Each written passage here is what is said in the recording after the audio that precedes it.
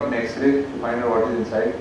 The robotic arm can go and reach on top of a tree, so or anywhere. So with the army, we were there for both the trials, one month.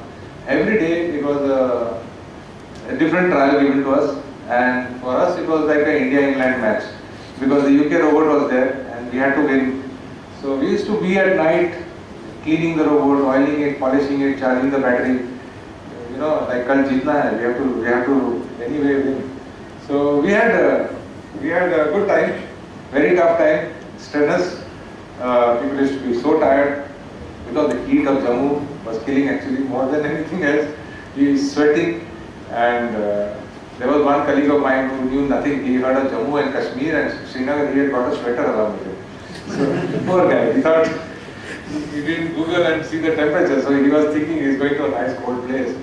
For him, it was a shock of our life. This was so hot. So this is what we went through all these trials, and we finally the equipment has gone into production. We have transferred the technology to 4 industries. So we don't manufacture. After making one or two, or in this case we made 2, we gave the technology industry. They manufacture. Up to now there are 20 robots in the field for the last 2 years. Army is now progressing a procurement case for 150 more. They want all BD companies, bomb disposal companies in India to have one robot, so that any call is there, any IEDs reported, they don't handle by hand, they take this robot. Even paramilitary is pushing. We had recently trials with NSG in Manesar. NSG, they are mainly tasked for anti-terrorist operation. They are the paramilitary. They come under Ministry of Home Affairs. So things, the other agencies like CRPF, BSF, NSG, SPG, and all they are progressing. Another case of procurement, they also want this robot. So I talked a lot about Daksh. I'll give you a brief about other products. I had time up to 12 o'clock. So this is, then we went on, somewhere around 2008 when we finished Daksh. There was a conference we were having. RSI was not yet born, the Robotics Society was not yet born, and we were having a conference where I called out the industry and the academia and the research organization to our place, because we were celebrating 50 years of our lab. So we had a conference on robotics where it was very well attended. We had about 250 delegates from various research organizations, academia. What I did for the industry, I said, see, the problems are where you get these components. So by that time, by 2008, that is 2002, for 6 years, I had a good group of industries who could help realize such robots, right from the fabricator to the guy who does machining, to the person who makes the motors. Drives are mostly imported, but then the electronics, people who sell the different cameras. So I called all these industries and I gave them a stall. At that time, I think 10,000 rupees is what I charged, because I had to cover their cost of making the stall and the shamiana and the food and all that. So there were 24 industries who had come for the thing. That was an excellent thing, because for the industry they got a focused audience. All these 250 people are working on robotics, and they all require these industries. There was no, now there are one or two single industries who are doing all aspects of robotics. Otherwise, you have to piece together different industries' capabilities. So if you look for the mechanical guy, the electrical, the electronics, the camera, the controls, the communication, software, packages, software packages. So all they came under one roof. It was a win-win situation. At that time, there was these 5 students from IIT Bombay, and they rang me up. Sir, we saw on the website that you are having a conference, so we want to attend. We have formed an industry in the incubation center at IIT Bombay, and we want to attend. I said, you are an industry. And he said, yeah, we are an industry. I said, you have to pay 10,000 rupees. So they said, sir, we are startup and all. I said, okay, what have you made? So he said, we made a flying quadcopter. At that time, by the way, I had no idea what's a quadcopter, frankly. So I said, okay, is this flying? He said, yeah, it's flying. I said, okay, come. You come, I'll manage. So I managed for them, and when they came, I was surprised by what they got with them. So this was the first quadcopter. It was strapped up. Those of you who have seen the movie 3 Idiots, anyone has seen 3 Idiots? Amir Khan's movie. Okay. So that time that was used, and it was a contraption with wires how it is done in the college project, you know, if there are insulation tape and crudely done, but it was flying very well. Between me and him talking, two people talking, the thing could fly with so much stability as a remote control. So I immediately caught on this idea. This has got lot of use for the army. Let's work together. I know nothing about aerial vehicles, and but we know how to make the control station. We know about modularity. We know about ruggedness. We'll make the control station. You make the flying thing. Will you join hands and let's do it? And I can. So they were a little hesitant. They said, "You are a government, sir. How to do?" I said, "Yeah, I am not a government. I am a person. So you have faith in me. I have faith in you. Let's go on. Don't ask me for paperwork. I also don't know how to do the paperwork. If I go to government and ask him that how to get the MOU signed, what do I have to write in the MOU? There was no precedence at that time. You know, there's public-private partnership. We heard about the PPP model. But what do you have to do? Whom to ask? We said, forget everything. You believe me, I believe you. Let's do it. I can get you some funds from the DRDO because by that time people were happy with the ducks, and the people who matter, I mean, who can give me funds, I'm sure they would have given. They gave fund. We made ducks, and this story began with it's a new approach. There was a joint.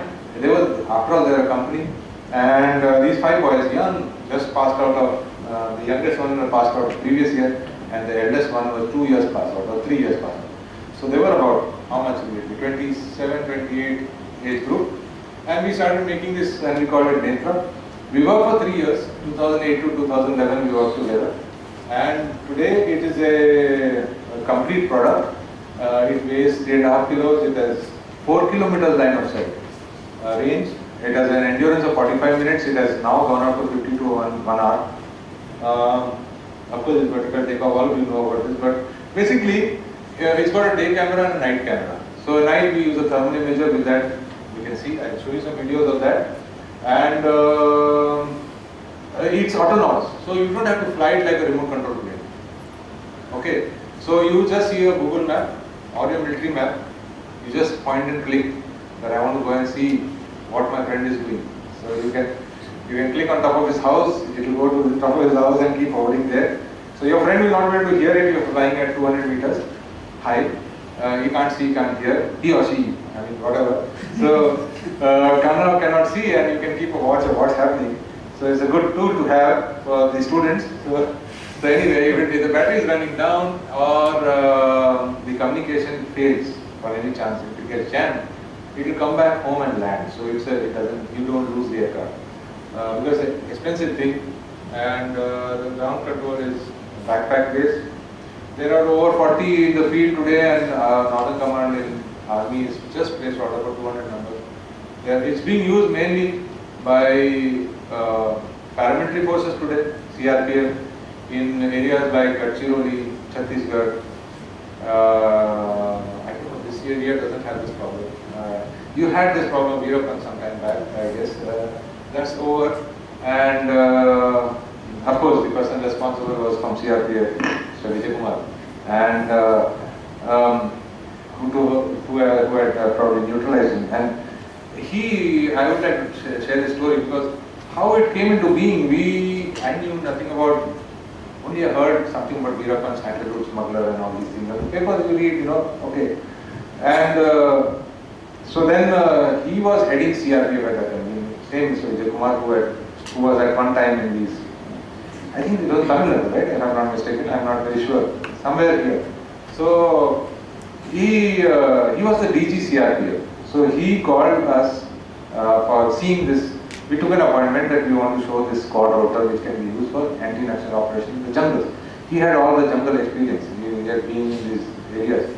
So he called us to his office, and he's a fantastic gentleman. I mean, I'm totally awed by him. When I went, he was probably 58 or so, completely fit gentleman. And he said, okay, this equipment you said can fly from anywhere? We said, yeah. He said, can you fly from my terrace? So I said, yeah, there's no problem. So it was becoming dark, by the way. And he said, okay, how long will it take? He said, 10 minutes. So he said, okay, go up, I'm coming in 10 minutes. So we went up, set up the station. In 10 minutes he came and we flew. And we could see all around that place, wherever his headquarters is. He was very happy. And he said, okay, now land. By the time it was pitch dark, And of course in Delhi there are not many lights, but doesn't help because you can't see where Netra is. It's flying, but it is autonomous landing, so we were very glad that we could land back. It can land back in 5 meter by 5 meter space. So he came and landed back on the terrace, and he immediately asked his assistant that, okay, what is my power? What is the cost of this? He said, okay, those so many numbers. Immediately he asked him, how many can you make in a month? I want so many numbers. How fast can you reach this to Chhattisgarh?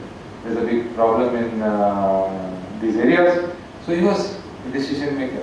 I mean, I really was totally speechless. He took his immediate decision and said, I'm telling you, you start manufacturing, order will come to you, you could give this equipment. So he was one of the persons who actually gave this initial boost. Otherwise, people are very, very cautious. They say, made in India, is it going to work, and so on. Many questions come. But we got that pep from him. See, RBI is still our major user. Army is now gone and decided to buy. See, Army normally is the leader. In this case, paramilitary is the leader and Army is following up. So we did a number of trials. This is some trial at high altitude trial to go to Army Gate to also show that it can fly at 12,000 feet. This is on the way. Those, anyone has gone to Manali? Kulu Manali, Himachal Pradesh. Okay, I see one hand. So if you're going to Manali, from Manali to Rohtang Pass, there's a place called Mari, and from there we could fly up to 1 kilometer. Of course, the endurance comes down because high altitude, the air is thinner, so the propellers have to struggle harder to stay afloat. Then we went to Leh, and we did some trials with the Navy. Navy wanted to see whether you can use this for beach landing. Marine commandos go in a small boat to land on a beach for some operation. So they want to see, before landing on that beach, is there some welcome party for me who is going to, shoot me down? So they wanted to see, can Netra help them? So we had a tough time. They said, okay, so we went with that boat. The boat is very small. It's about from here, the table length, a little more than this. So we flew it like a kite. So hold the legs and start the motor and say 1, 2, 3, go. So it flew. And they said, okay, now get it back. So we said, no chance. Because how am I going to get it back? Because the boat is only this much big. And it is going up and down in the waves, moving around. There's a breeze. There is a lot of wind in the sea. Those who have been in sea and done some sailing will know how much breeze is there. So we said, you land in the beach, na? So he said, suppose I can't land, then I said, bad luck. He said, give up. I can't land on this boat because there is no chance to take that risk. So then one of our guys was saying, sir, we'll do one thing. The idea was, guy, we'll do one thing. We'll make it, because you can set the hovering height. So we said, we'll make it hover at 2 meters. Let's see. So we made it hover at 2 meters. So the Netra was there, with the wind going like this, at 2 meters. Now if a man stands in the tree, he can reach 2 meters. So we literally, the boat is more mobile that time. So we took the boat underneath that and caught it right here. So then the Navy was very happy that okay, it can be used. So I'll show you some clips of Netra. Netra has gone to Andaman Nicobar, it has gone to Leh, it is widely traveled. It's gone to Jammu border, it's gone to Tripura border with Bangladesh, it's gone all over India. So this is how it fits into one suitcase, everything you take out on this, and this is a laptop using which this is Google Earth, you point and click and say take off. So it takes off. You have to give some safety altitude. You see the terrain around and you see the height of the trees, and you give us safety altitude. So I'll tell you today, Netra is as good as the world's best. I'm not saying because we have done it.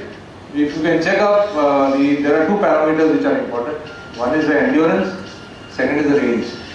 So Lockheed Martin is a big, huge aircraft manufacturer. They have a similar quadrotor. Even they have reached 45 minutes and 4 kilometers. So other quadrotors are 15 minutes, 20 minutes. Range is much lesser.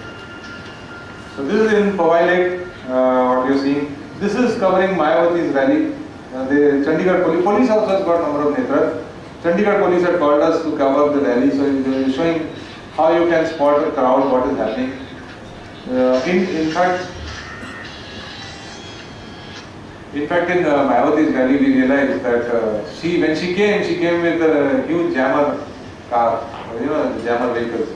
So the poor Netra who was hovering and looking, and the police was seeing what's happening. In fact, what the police was seeing was there are snipers on top of these terraces, to cover. They were seeing who's awake and who's sleeping and who's on the mobile. So they were looking at their own people. That's one of the tasks that they were doing. And then when suddenly the Netra started coming back. So we realized that it has got jammed. So the communication is cut, it's trying to come back. So when she came to that place and they switched off the vehicle, again Netra went in. So we learned from there. So this is Netra, and I'll show you some clips of actual usage of Netra. This is a flight from INS Ganga with Navy, a big ship. The task given to us was, there is this container carrier you see here. You have to go and read the number plate. Like you have a number plate on your car, so every ship has a number plate. Again, it's on sea, very windy. And this is off Bombay. I'll fast forward. This is actually Netra video. Netra video is also stabilized, so you get a stable. You can see how the image is stable. If I switch off the stabilizer, the stabilizing software, it will be very, very jerky. So we approach it. I'll fast forward this. Then we are looking at the container and different parts of the ship from top. There is a joystick given where a trained operator can take over and do little bit of manual motion. While landing, especially, if you realize that you are going to hit a tree, you can take preventive action.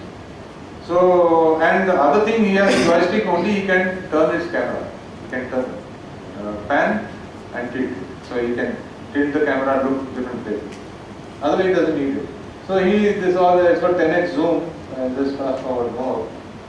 We were looking around and see that when you zoom, you can very clearly see some operation happening.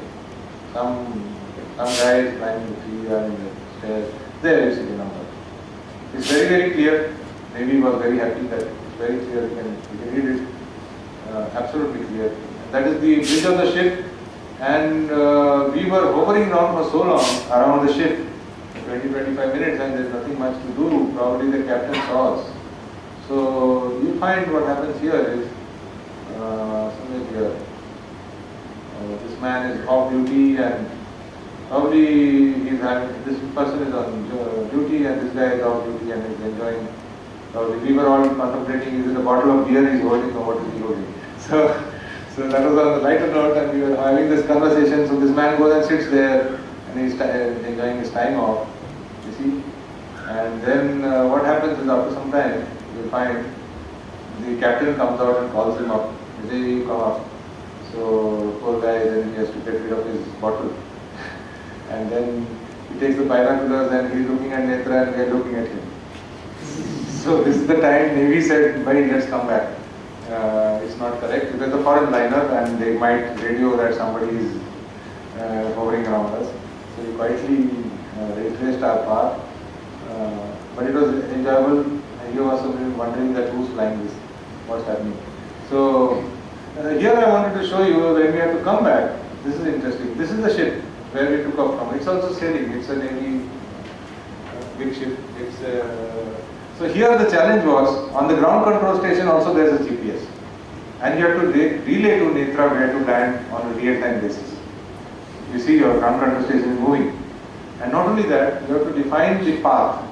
If you start landing from the front, you hit all the antennas over there. So you have to define the path by, which was the last point, which is the next point. So you know the path. So it has to go align with the back of the ship, whichever way it's going, and then align and so you see it's still aligning. And we are looking at Netra, and this has to be automatically done. So now there is a GPS on the ground control station which is sending the information continuously to Netra where to land, and it goes, and there I think we are standing there all these. So it comes closer and closer, and finally it goes somewhere on top of the ship. I think somewhere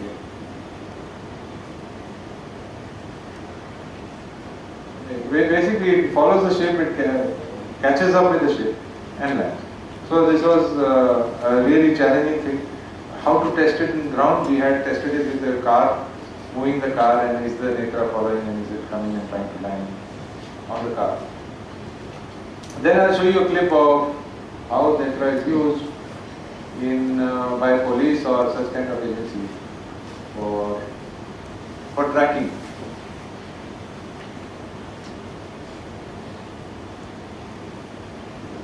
So we had some tracking videos, but I'll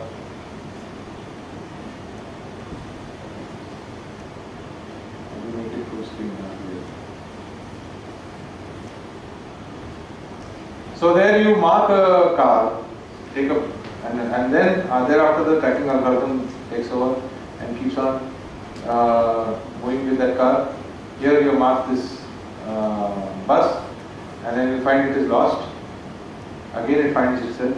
So there are different objects in the tracking algorithm. The color, the shape, motion detection all go together, and then it tracks. And the Netra is following it. It's not that it's standing and the bus is moving. So you keep following. And this is the crowded place in Delhi. You can recognize all the Delhi buses where you can use. The tracking goes away and then it comes back. So you do lose tracking at times in this crowded areas. This is how car is tracked in a congested road. So these are different softwares you can build onto this, which are there, which can be used if you are tracking some guy running away. So I'll cut short this. I'll do some more videos to show you that will be more interesting. So this is about Netra. I'll tell you about the ongoing projects. We have an ongoing project. We have made Daksh Mark II, improved Daksh, which has a different arm, similar capability, but regarding the vehicle, similar capability, but we have put sensors like chemical sensor, biosensor, radiological sensor and explosive detector on this for NDRF. NDRF is National Disaster Response Force, which has been, which is now there all around India. So today the scare is not only having a IED, that is your explosive, improvised explosive device, as we call, but they are expecting what is called as a dirty bomb. In fact, ISIS has already given warning that they are going to use the dirty bomb. Dirty bomb means you have explosive and you have radioactive material, which cobalt 60 or such kind of material. You explode, and if you explode that in a crowded area, like your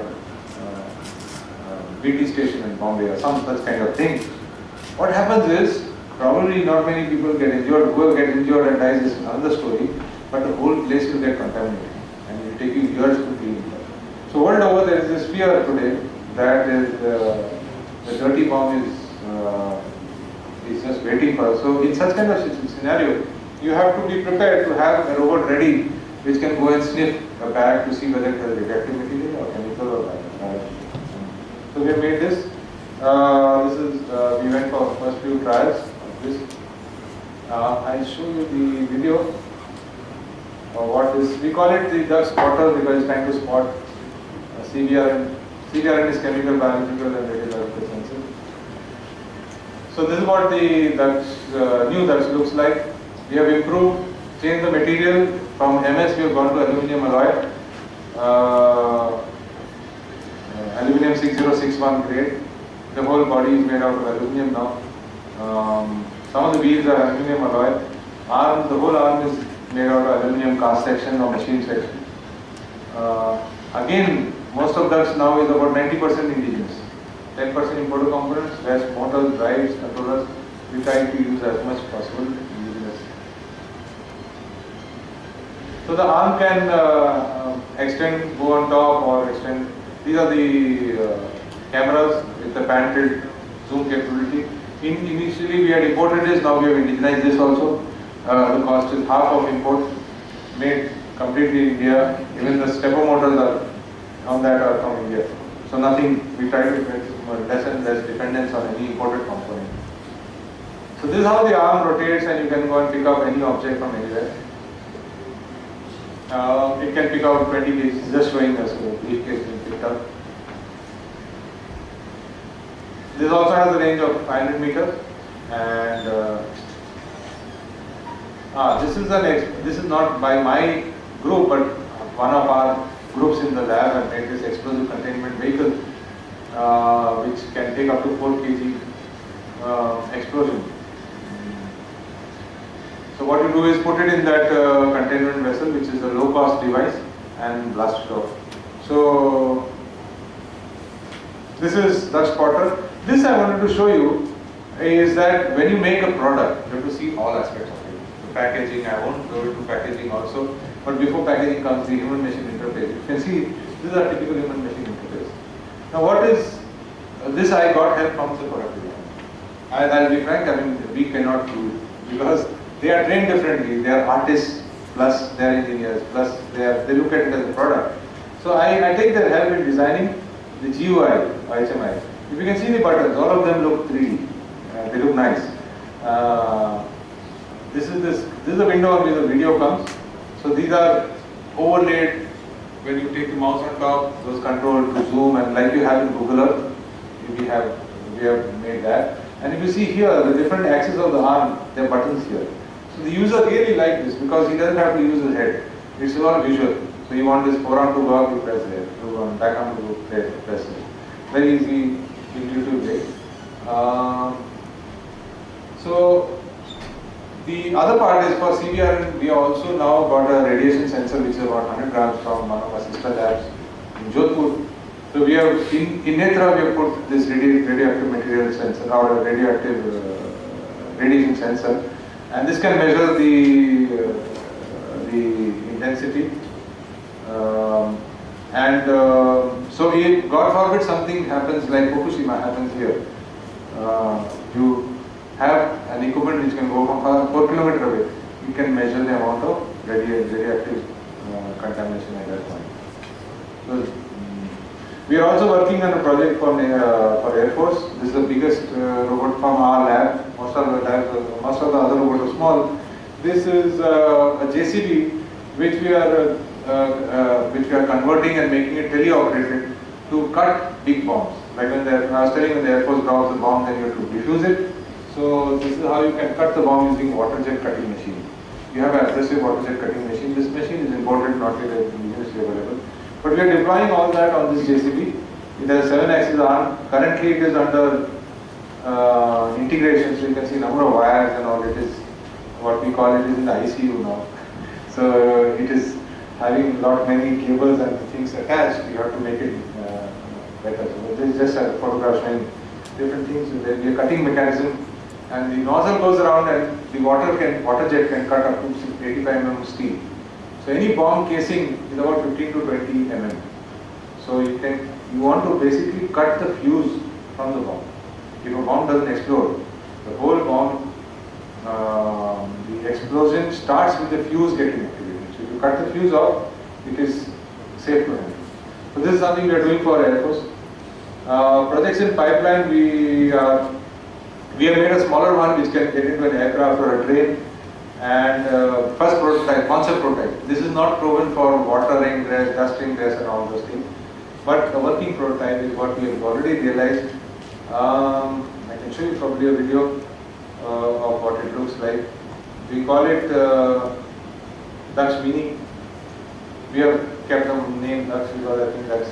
So this is how it is. It's a tracked vehicle. It's got a 6-axis arm on top. It has to get into an aircraft or a railway compartment, go to a 3-tire berth, take out up to 10 kg, 8 kg is what we have kept as our limit. So here of course we have taken this video inside a truck, the same Dux truck which I was talking about. So whether the arm can extend inside, climb, go up. So in an aircraft or a train, you have to go 2 meters up and 1 meter inside to take out. So we have designed this arm which can take out up to 8 kilos. So we made a concept prototype which I am showing you. The concept prototype validates the motor power, the arm, the motion, the tracks, all these things have to be validated. The next iteration go into making it into a product where we have to look into these other aspects of endurance, we have to look into reliability and so forth. So this our concept is ready and we are ready anytime to take it.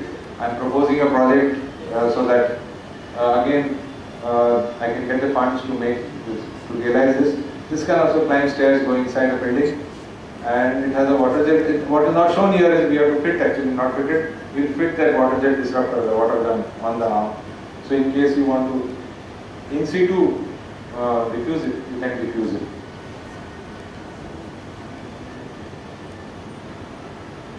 I'll just fast forward because I'm running out of time. So these are all the things you can, we were trying all these funny things. In fact, the screen doesn't have rubber, this thing, and my guys wanted to, I said, you spoil the paint on that. This is our vehicle of the office.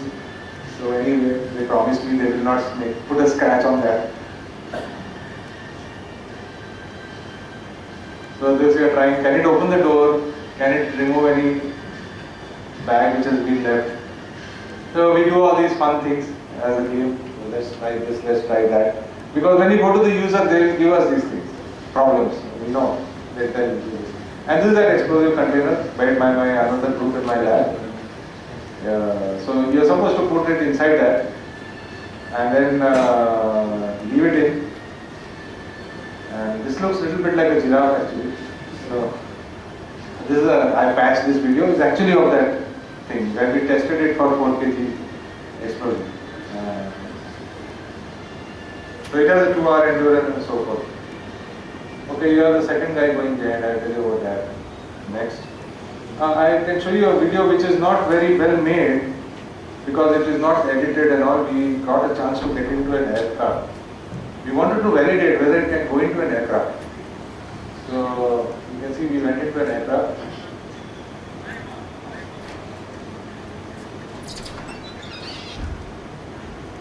So this was in an aircraft we could go and take out this 8 kg. Same bag, you are seeing the same bag everywhere.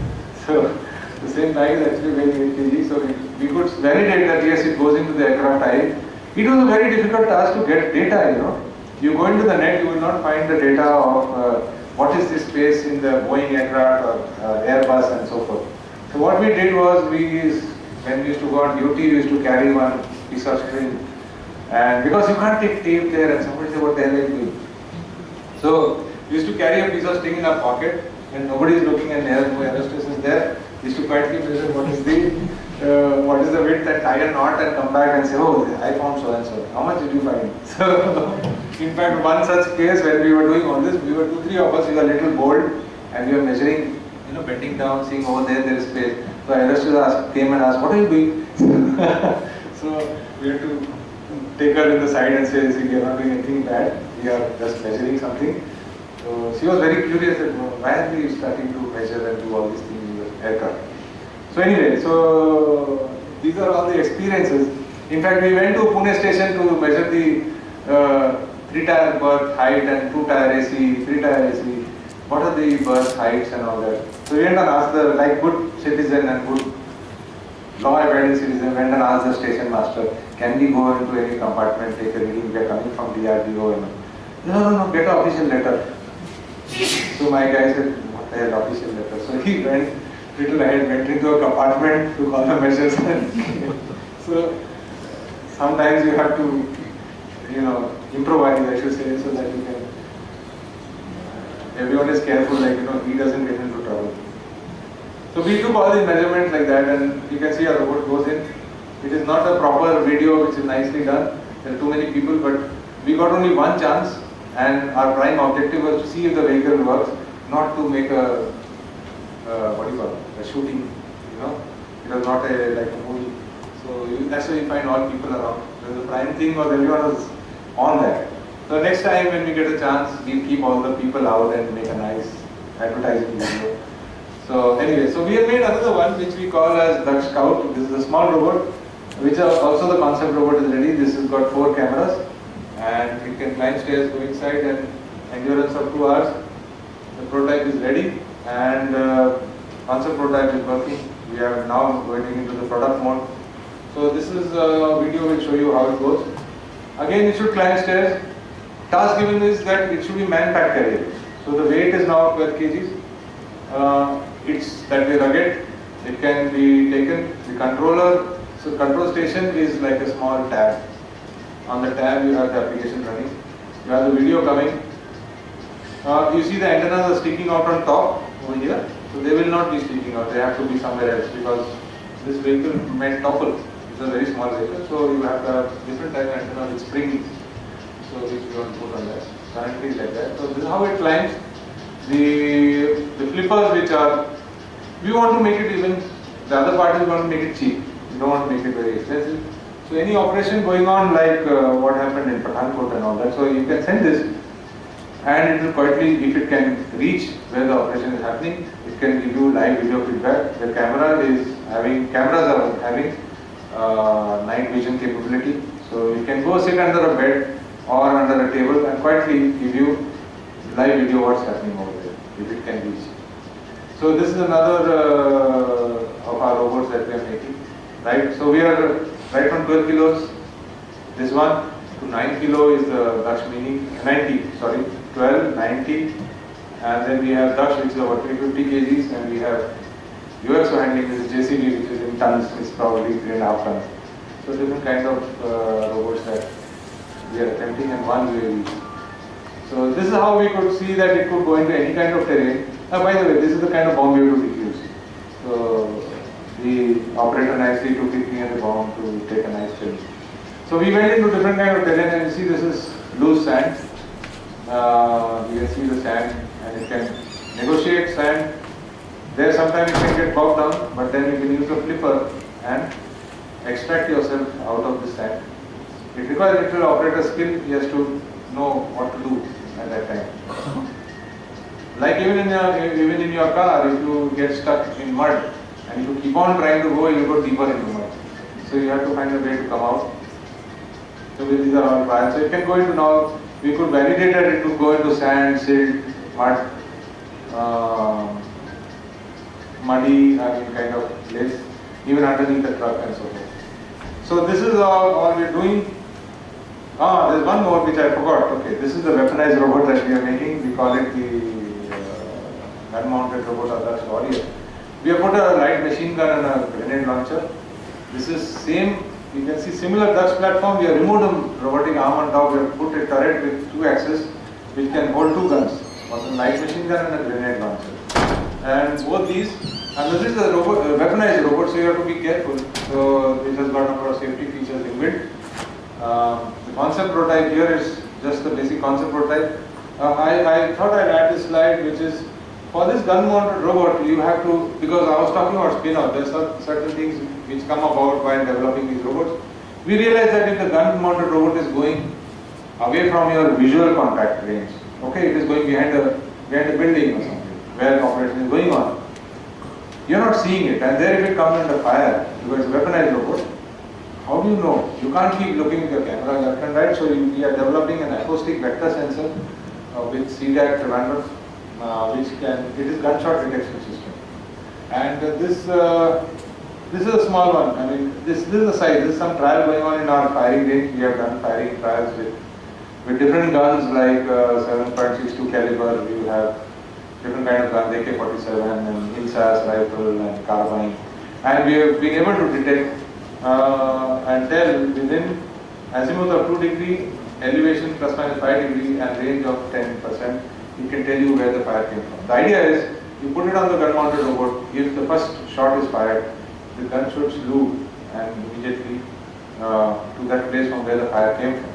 Then now we realize this is a big spin-off because it is not for the gun-mounted robot, it can be used in important installation on the perimeter, on the wall, boundary wall. You can keep them, and if there is any time any firing, you have a recording of where the fire came from, who fired. You can put in the border, you can put it for convoy movement, you put it on the trucks. So this is one of the things which probably has a lot of potential, and that brings me to Kerala very often. Then I come to Trivandrum and I go to see that. And they're doing a wonderful job because they are acoustic based. So they are doing the acoustic development part of it with us. And now we have to look into the productionization stage, where we have to look into the miniaturization, packaging and so forth. There is a video of the concept prototype, what we have done firing with. It is not anywhere near a product, but you can see this is what it looks like. It's the same Daksh platform. Here we put slip rings on the turret, taking out the video, audio and all the communication channels on the same slip ring, as well as power, because the motors on top requires power, the firing system to press the gun trigger, you have a solenoid. So you have to take out power, audio, video, signals on the same slip ring without interference from each other. This is another part of it where the videos, we are working on this, not ready fully. So how to track? You see the gun on top? Can you see on top there's the gun barrel? So basically, if you lock onto him and if he's running, the gun should be able to trace him. You can't take a joystick and play a game there because it's too late. So this was the gun mounted or Dutch Warrior, what we call. Now to end, I'll just show you some slides of actually from the field. These are some videos sent by, some pictures sent by the army unit. Here you see there's a bomb found reported near the DC's office, somewhere in Guwahati this is, and the Dutch comes out from the RAM, approaches closer, you see something red color, and it's actually a tiffin box, can you see? And they fire the disruptor, water disruptor, firstly open it up. So here you see it's opened out, and then if you can see here there's a mobile there, and there's some wire and all that, so it's pretty sure it is the ID. Then you further pull it out, somebody with the bomb suit goes and for closer inspection, because you don't know, it may be somebody's actually a tiffin box, you don't know. So he's having a look at it, then a trained dog is, you can see there's a tiffin box without carry. So when the dog sits down, it confirms that it's an explosive. We are trained dogs which give you indication that there is explosive in that. And this is what we find inside. Nuts, bolts, ball bearings, which actually cause the harm. And then of course the security forces are looking at that mobile and what is the SIM card and then that is their job after that. So they send me these photographs and I'm very happy and I thank them profusely, because for us who are developing, if we get these important photographs from the field, we can improve our product. And it really gives tremendous motivation to our team. Because the day these photographs came, we saw it and we immediately ordered cake and go and get cake. So we'll have a good party. So because everyone was so overjoyed that okay, at least, and I tell you Dutch, what I know of, that they have been able to refuse more than 40 live IEDs with the Dutch up to now. Mostly in Northeast. We don't come to hear about it, don't see it in the paper, but this they are using. This is Netra being used in Uttarakhand tragedy. Why I wanted to show you this photograph, these are all NDRF guys. NDRF has got some of the Netras, and this is the guy from Idea Force, which is the company, these are IIT Bombay guys. So you see, they went, they volunteered, they said we'll go. And they picked up from Bombay whatever, they had 4 Netras and 10 batteries put on the backpack. 4 guys went with, they were heli-dropped to that place, and then they walked for 2 days. And what I wanted to show you is where our equipment has to work. It's not in our colleges, it's not in our nice building. After 2 days of walking, this is where you have to work from. You don't have a table, chair, no power supply. And so you have to sit on the ground. It may be raining, so I just thought this is how your equipment should be rugged. So when we make the equipment, we have to look into these aspects of waterproofing and so forth and make it rugged, and then it is taking off. This is a jungle, it could spot number of people, actually I don't have videos of that. It could spot a damaged helicopter, during that there was a helicopter crash. Nobody died in this, but it crashed because it had to land in such kind of area, the road was completely cut off. So even these people walked for 2 days and they reached a space after which there was no road. The road had broken. So with that they flew Netra and went close to that hilltop. They could find their villages, people are waving because they saw something flying and coming. So there was no way to tell them that we have seen you, but probably go close to them and come back. So that's how it was used.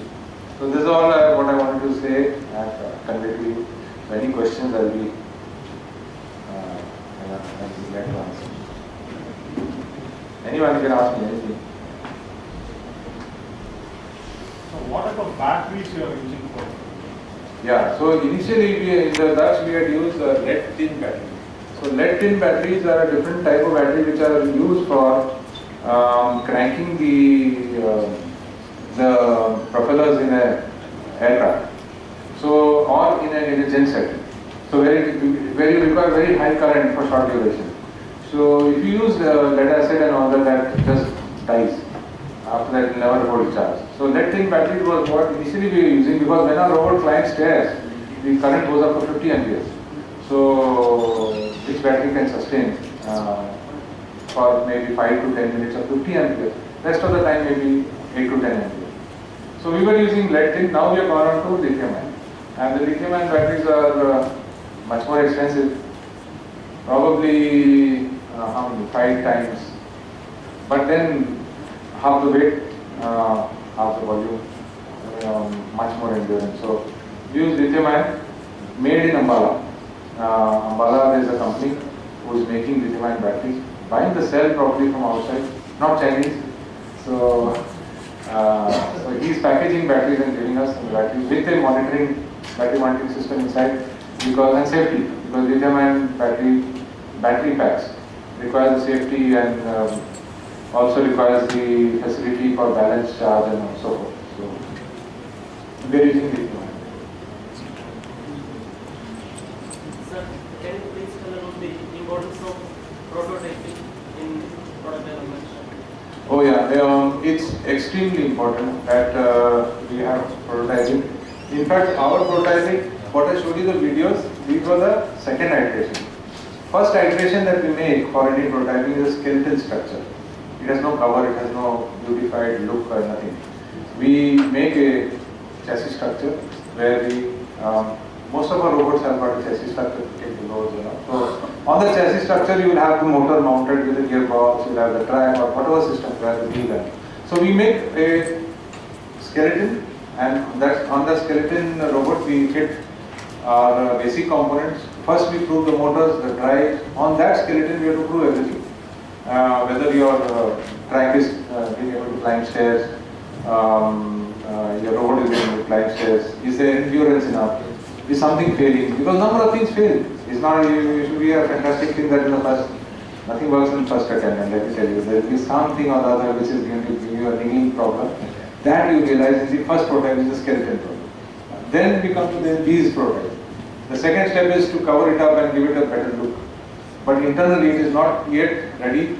I mean, the whole equipment is not ready as a product. You are not done waterproofing to work in the rain, the dust proofing, and you are not looked into the EMI parts. So in this stage, you look at the controller manufacturer, where the controller are made EMI proof.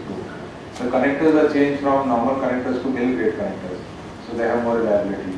So this is the stage where all these things are there. The next step is to completely productize it. So then you look at it from that angle. So you have to look at the maintainability, how easy it is to open or close. The maintenance engineer, does he require any special tools, and so forth. So it's very important. Otherwise, you see, normally my experience, I think minimum 3 prototypes are required. First one is a skeleton, second one is a wet-in roof, and third, of course, you have to go into a Kerala. Sir, what type of this obstacle reduction for the Netra? Why any algorithm you are using for obstacle reduction? No, in Netra there is no obstacle detection algorithm. If it hits a tree, it will crash. If it hits, because see, to detect an obstacle is very difficult from a flying platform. Obstacles can be as narrow as or thin as an electric wire, a pole. I mean the transmission line is going. What sensor we use is very difficult. So we don't have any obstacle detection sensor. We only tell the operator that you go above the tree height in that area. And yes, the IT Bombay guys have done beautiful work of like the software for stabilization, which is very stable. And one of our key points is that the video quality is much better than any imported. So obstacle avoidance, no, we are not put anything on that. Stabilization, any that 3-axis to be like. Yeah, there are 2 servo motors which are doing hardware stabilization for low frequency noise. I mean, if the Netra is swinging in the air, so then the servo motors can stabilize. That is there. That is hardware stabilization. But if the frequency is much, where there is jitter, that the frequency is more of the noise, then it is stabilized by software. So both levels of. So do the Daksha Daksha have this kind of obstacle listed? Does Daksha do it have this obstacle listed? obstacle detection? No. Even that's mainly it is for ID handling. So you have been told that there is a bag found there. So the paramilitary or army people will know that you are expecting a bag there. They will cordon off the area. It is very much within your area until you is teleoperated. So it is not autonomous in any way. It is completely teleoperated. Most of the applications which I told you, it has to be teleoperated. We need these platforms. So we have platforms at 20, we have 12 kilos, 90 kilos, 350 kilos, platforms ready. So they are teleoperated. All these operations require teleoperation because you have to take decision after you see